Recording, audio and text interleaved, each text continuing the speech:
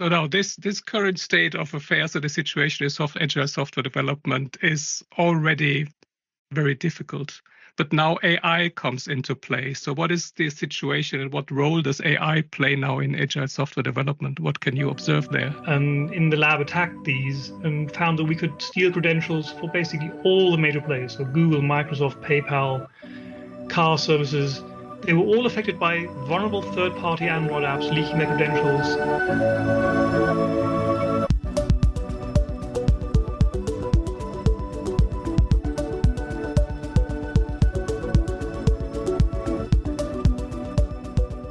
Hello to our new episode of Sprint New Work, New Mindset. I'm delighted to have you with me again. Today I'm talking to Professor Dr. Matthew Smith from the University of Bonn about the race between agile software development and cyber hackers in the age of AI. Matthew Smith is a computer science professor at the University of Bonn and the Fraunhofer Institute for Communication, Information Processing and Ergonomics and leads the Behavioral Security and Privacy group there. His research is focused on the human factors of IT security and privacy. Matthew's special focus lies on developers and administrators, how security mistakes happen and how systems can be designed to mitigate them. He received numerous awards, including the NRW Innovation Award and the Google Security and Privacy Research Award. And to emphasize how serious and committed Matthew Smith is in terms of cybersecurity, he is also a principal investigator at the Center of Cyber Trust and co-founder and scientific advisor of Code Intelligence, a company offering AI-assisted software security testing. I hope you don't mind the lengthy and detailed introduction of Matthew, but I believe it is worth sharing all of this with you to give you a full picture about his work and to explain his profile as a prime expert and scientist in the domain of this very particular and rather technical but not too technical episode. My name is Andreas Sloga. I'm a book author and management consultant at Deloitte, and I host this podcast together with Marie-Therese Reinhardt, Mara Henke, Lena Blütener and Anna Ziegler. Enough of the introduction, let's now switch to the conversation with Matthew. Have fun listening and hear you later. Hello Matthew, good morning, good to have you here. Good morning, lovely to be with you. Oh, that's great. I really looked forward for our session because this podcast episode is about a topic that is very technical, but it's also very critical. Today, we're going to talk about the race between AI, cyber hackers, and agile software developers. Excellent. So for our listeners, before we dwell into the topic, can you briefly describe how you found this topic of cybersecurity, or did it find you? Yeah, actually, I think it found me, and in a rather roundabout way.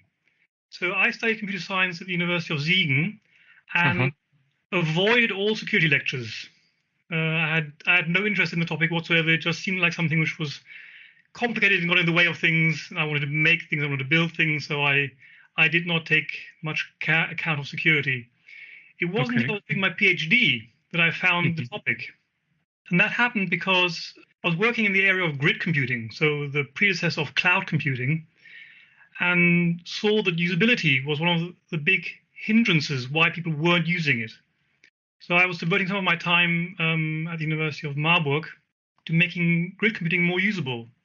And then I found that even after I made it more usable, people were still not using it because they had security concerns. And then I realized, okay, so then we have to make security usable as well.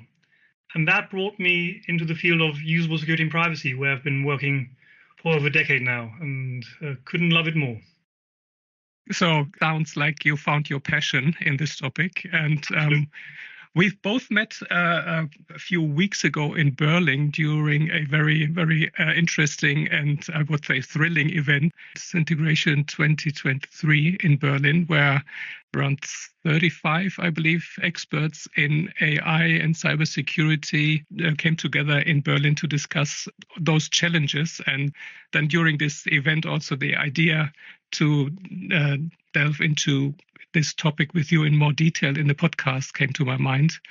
So from a current situation perspective, what would you say, what is the agile software development situation right now? Well, so I have to be a little bit careful here because I'm not an expert in agile. So my expertise is cybersecurity and human factors, but I will bring in the part which relates to my field. And that is agile is making security harder, in my view. So in traditional software development, you had these fairly long release cycles. So you'd have a big plan of how to build a piece of software. You'd build it, then you'd give it into the testing department. They would have weeks, months time to test the software. If they found problems, they would send it back to the developers and just move back the release date by weeks or months, depending on how big the issues were they found. Now, that doesn't work in an agile world. So for me, agile means that we don't have these long release cycles. We are much closer to the customer. So software is developed faster and is released faster. So release cycles have gone down from years or months down to weeks, days, or even hours. And from my perspective, from the security perspective, one of the most critical things there is we lose the testing window.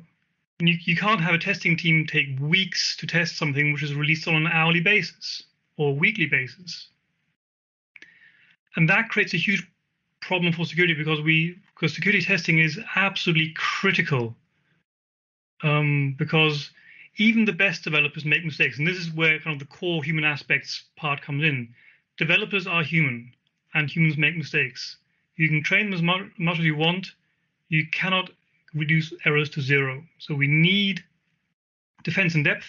We need good security testing. And Agile makes that a little tougher because it speeds everything up. So you have to shift left and you have to have continuous testing and integration into the software development cycle.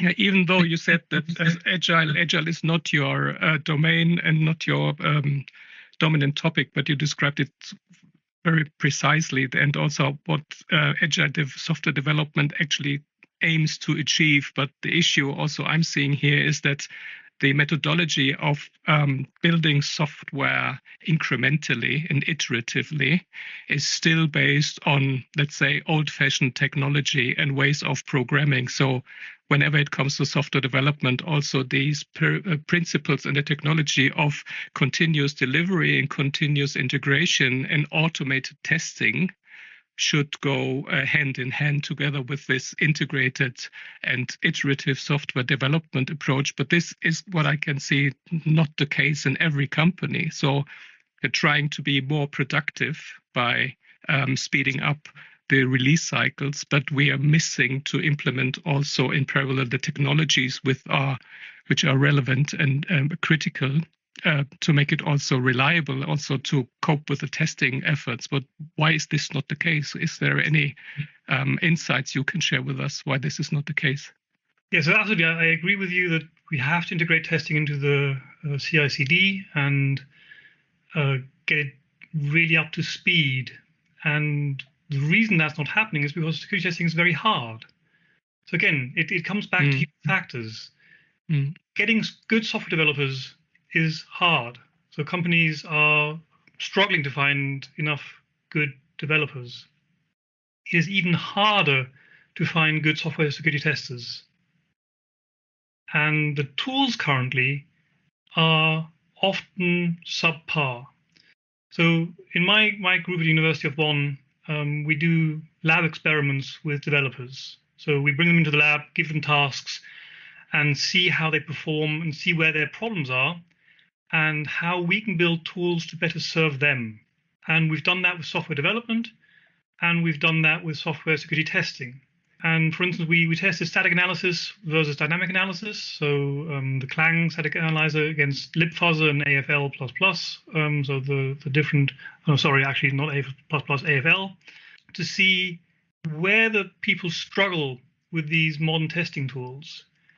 And we found the results were disastrous. So we had a whole bunch of computer science students work with these tools. They struggled at almost every step. So that really shows you have to have incredibly specialized and deep knowledge to use these tools properly. It was so bad that the majority of the students we were using, who were taking part in our experiment, actually failed to even get to the last step. So not only did they not manage to find the vulnerabilities in the test software we'd given them, they hadn't even the possibility to use the tool all the way through. the usability of these tools was so bad. And that in combination with agile development is not a good thing for us, because we need to have better tool support to be able to test quickly enough to be up to speed with software development. So now this current state of affairs or the situation is agile software development is already very difficult. But now AI comes into play. So what is the situation and what role does AI play now in agile software development? What can you observe there? Yeah. So, I mean, this is also a topic which is highly volatile at the moment. So there's a lot happening. So what we're saying now, I'm not going to speculate what AI is going to do in the next few weeks or months, because that's just hard to predict. So I'm going to talk about what AI is doing now. Yeah. And that is AI is speeding development up. So agile already speeded up development, and AI is speeding up that even a bit more. How's it doing that? So before we had AI assistants like Copilot and CodeLlama and things like that, developers had to rely on their own skills and, of course, the internet. And the majority of developers use the internet as a resource to find and copy and paste code. So copy and pasting code is a completely normal development practice. Let me step back from AI a moment and actually take you along the story of how we found this topic. Yeah. Now, over a decade ago now, one of my PhD students was developing an app for one of our studies and wanted to protect the data using TLS, Transport Layer Protection, and was programming that by himself and came across an error message and did what every developer does when they get an error message. They Googled it. And he then found a tutorial showing how to kind of counter this problem. And of course, being a PhD student in IT security, he saw that the solution actually turned off security entirely. So the error message went away by turning off security. Well, I won't use that code. So he continued looking and found another solution which turned off security, and another one, and another one. Ooh. So he had to work quite hard to find a correct solution. So he then came to me with this insight and said, "Listen, this could be a big issue, because I know what to look for, but many people might not." We said, "Well, let's have a look how widespread this problem is." So we analyzed 13,500 popular free Android apps to see if they had copy and pasted the code he'd found. And actually, in our initial analysis, we found about 8% had copy and pasted code, or had contained code which was vulnerable to man-in-the-middle attacks. So we dove a bit deeper and kind of cherry-picked 100 of those, and in the lab attacked these and found that we could steal credentials for basically all the major players. So Google, Microsoft, PayPal, car services. They were all affected by vulnerable third-party Android apps leaking their credentials, and we identified that copy and pasting code from Stack Overflow and other sources was one of the most probable culprits. And this goes to highlight that because developers have a task at hand and they copy and paste code without necessarily having the knowledge or the skill or the time to review this code, vulnerable code from the internet is landing in apps and landing in production. Now, we shared our findings with Google, and they did implement some changes. But 10 years later, my student, who now is a professor at the University of Hanover himself, did an analysis again and looked at 15,000 Android apps and found that 1/3 still had vulnerable code or man-in-the-middle attacks. So actually, the state has gotten worse. Worse, yeah. Goodness. In another study where they turned the problem around, they went and looked at Stack Overflow as one of the most popular developer resources, and then analyzed 1.3 million Android applications and found that about 15% contain vulnerable code copy and pasted from Stack Overflow. So that's about 200,000 apps with copy and paste vulnerabilities. Now that is a problem at a massive scale. So in my lab, again, we actually do studies where we then bring people into the lab and, as I said, try it out with them. And we did experiments to see how we can help developers. If better libraries are an option, if the framing of the task has an effect. And there are many things you can do to try and make the lives of programmers easier. But our conclusion was it is not feasible to get all developers up to speed to create secure code. It is just the complexity of writing secure software is so high that I do not think it's feasible to get everybody up to speed without some support. So this is not something you can train your developers, generally speaking, on a topic, because it's just a high-end topic that only a few can cope with. Yes, currently I would say yes. That's not to say that we shouldn't try. I mean, we should definitely do our best to make as many programs as we can security aware and give them the skills they need to make secure software. But realistically, I don't think we'll manage to do that at scale. So it's important to have security champions and that there are people who have these deep skills, but it's unrealistic to expect them all to have it. Now, what's the link to AI? Yeah. Well, how have AI assistants been built? They've been trained on the code found on the internet, which we just saw in all our studies contains a whole bunch of vulnerabilities. So our expectation is, well, if that's what they were trained on, that's what they're going to generate. So the large language models are statistical parrots with some added magic, but basically the training data is the training data. And actually some colleagues from the New York University recently published a paper where they created almost 2,000 programs using LLMs for security relevant code, and found that 40% of the apps they generated contain security vulnerabilities. 40%, so 40. 40, exactly. And again, this should not surprise us.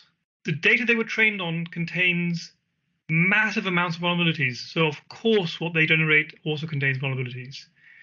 Now, there's some really interesting wrinkles to this. This is unfortunately only anecdotal, so I've not seen large-scale studies on this yet, but there are examples you can find online where people have generated some code with an LLM which contain a vulnerability. And then they ask the LLM, hey, this looks like it has a vulnerability. Can you fix it for me? And the LLM says, yes, sure. Here's the code, but with security added to it. So in some cases, they actually, the model can generate secure code, but you have to be very careful. And again, you have to be aware of the problem to make it generate secure code.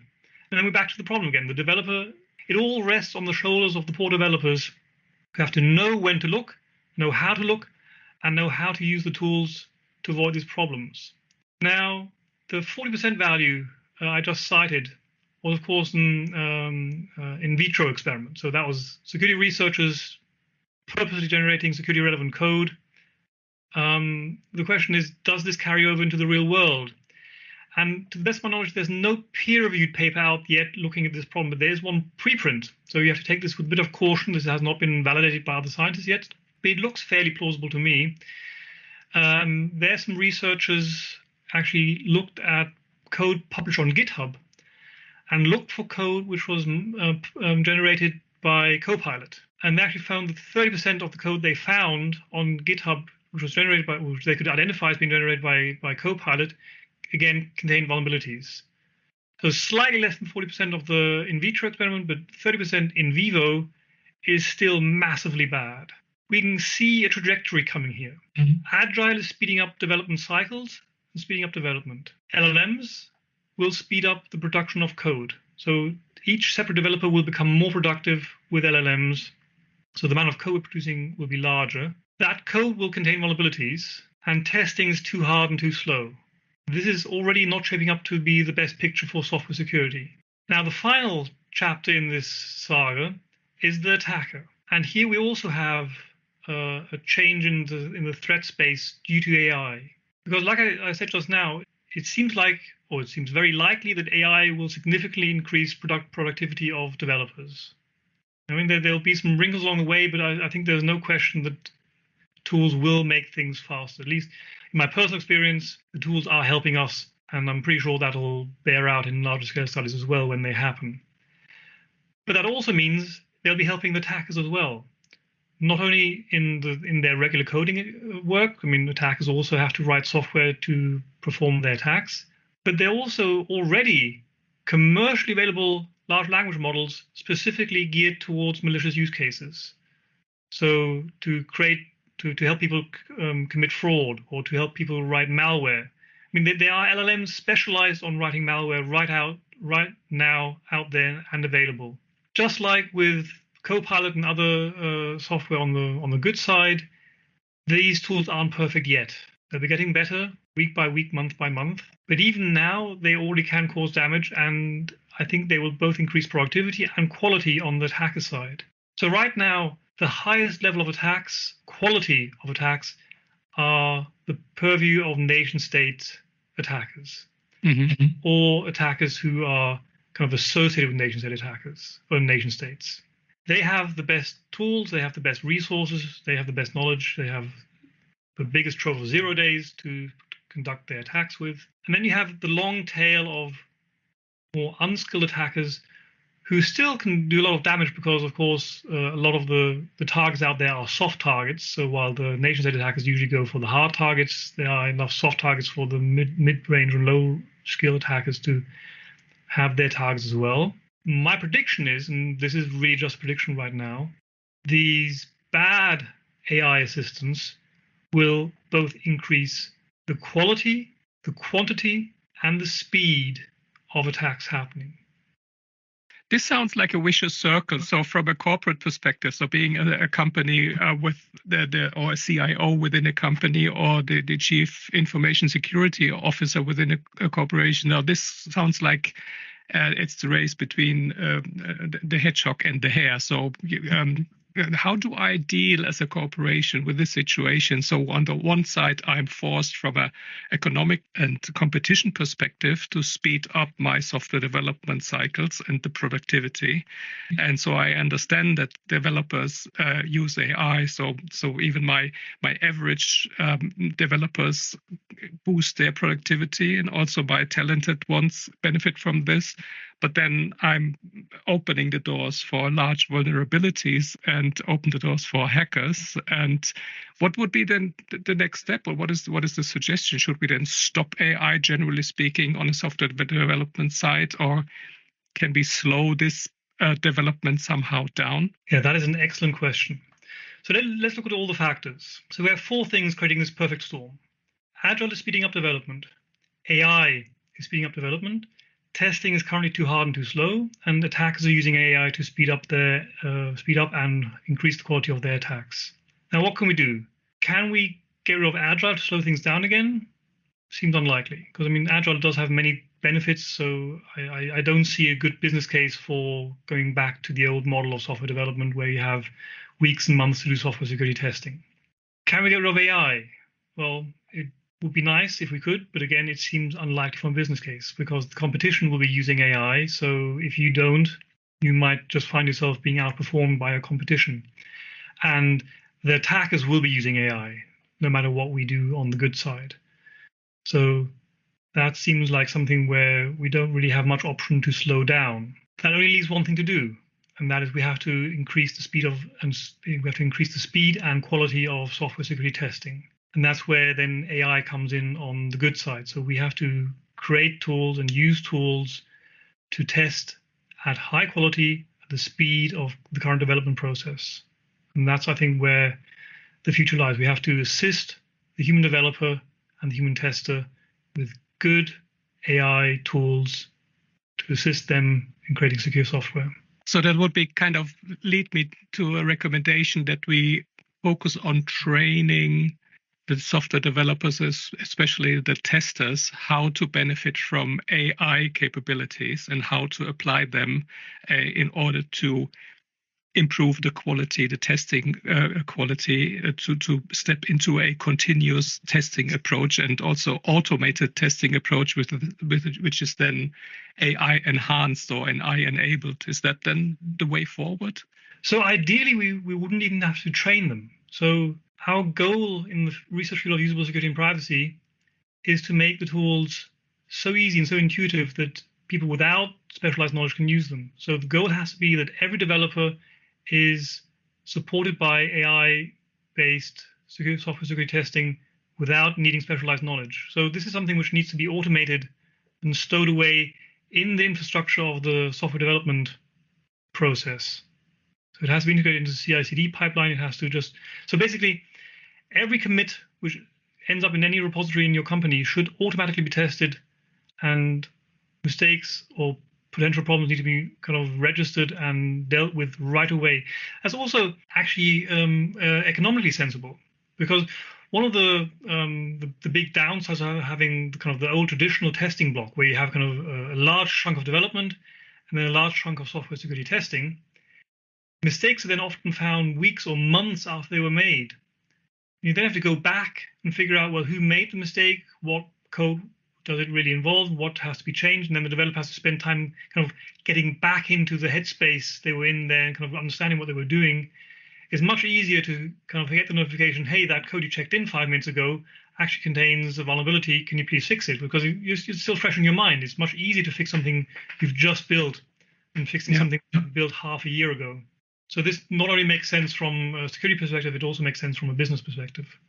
Yeah, it sounds promising at last. So I'm in very close contact to several universities in Germany and Europe about those topics of cybersecurity and also agile cooperation. So, and you do very detailed research in this topic. How can companies actually cooperate or communicate more intensively with universities? Because my impression is that the flow of information in a dialogue between universities and the business is kind of not there yet. It's kind of companies do not see the advantage of improving the way they cooperate or discuss topics with universities. What can be improved there, or is there anything we can improve here? That's a lovely question. So I think one thing is just, again, awareness. So as universities, we publish our results. So if people are interested in reading about these things in more detail, our papers are usually available online. Most of them nowadays are available for free. So actually, I've shared the papers I was talking about today with you, so they'll be found in the show notes. So if your listeners are interested, they can go in and read those things in more detail. And they can also reach out to us. And if they say, hey, this is something which is relevant to us, but we have some questions, drop us an email. We're happy to talk. And actually, the situation isn't quite as bleak as one might think. So the German government actually does a fair amount of funding for joint research projects. So we regularly work together with companies, doing our research and transferring those results into industry. But that's not to say there isn't still a lot of room for improvement. Like I said, the research we did a decade ago on the insecurity of the transport layer protection in Google Android apps is still there a decade later.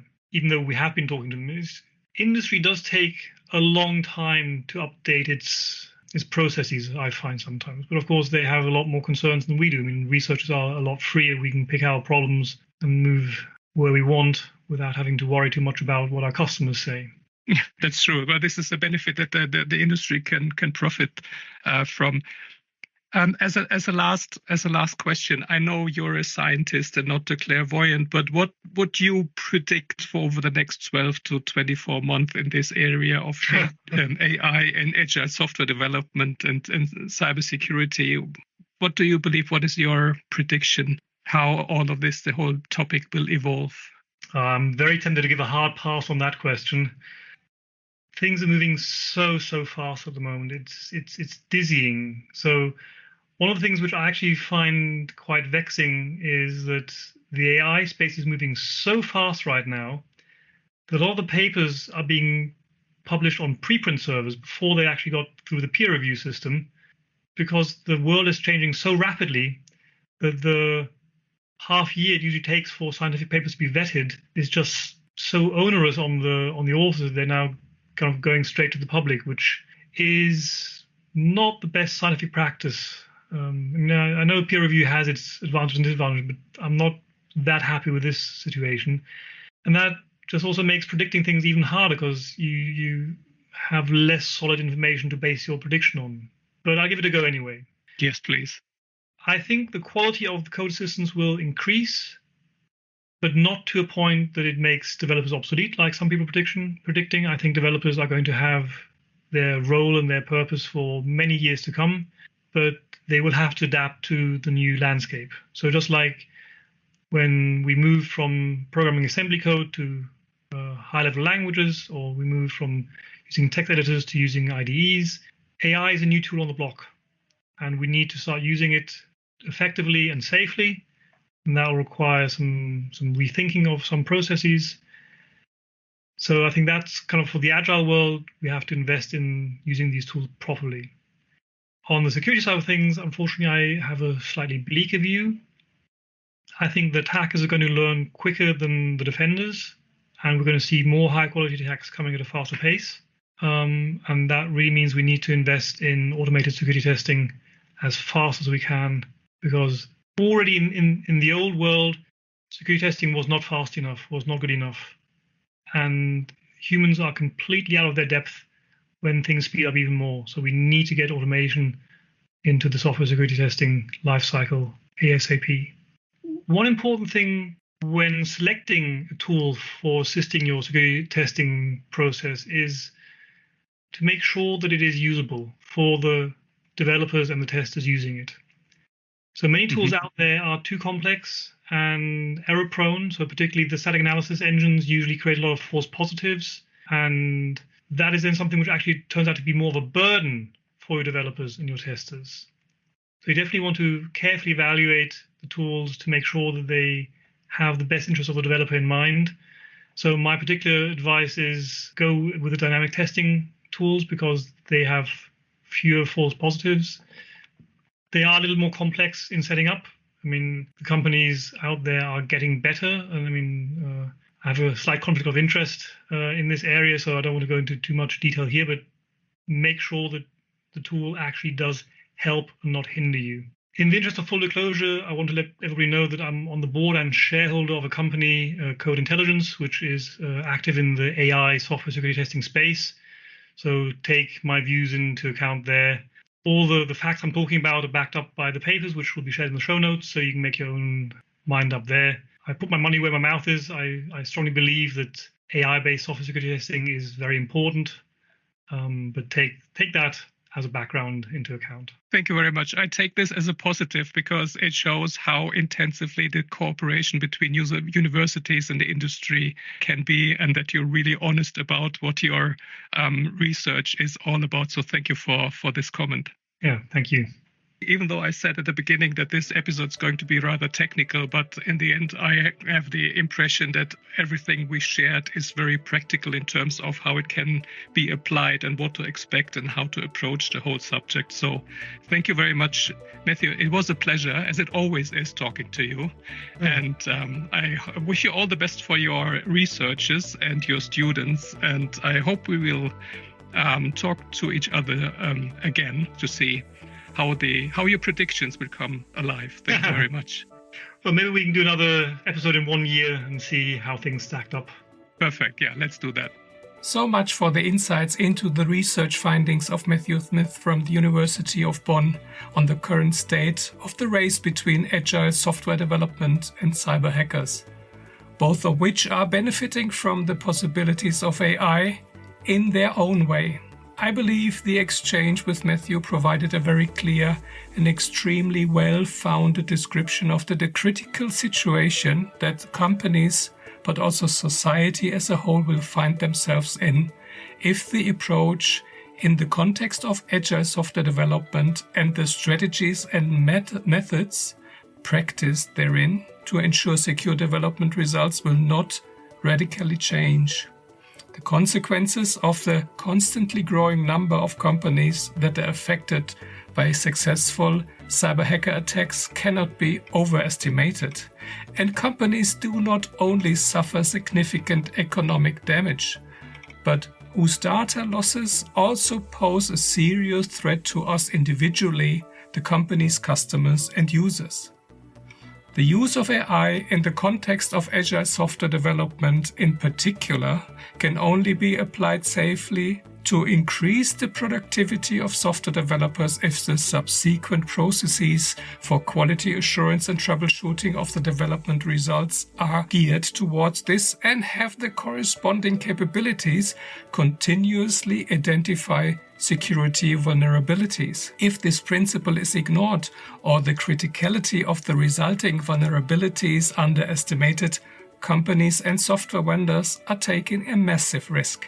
I hope that Matthew's insights have made the implication of these risks clear, and I look forward to you using these insights in your own work. If you have further questions on this topic, please feel free to email us on the podcast team at sprintpodcast@deloitte.de. Thank you again for listening to this episode, and until our next edition, I wish you all the best and stay agile.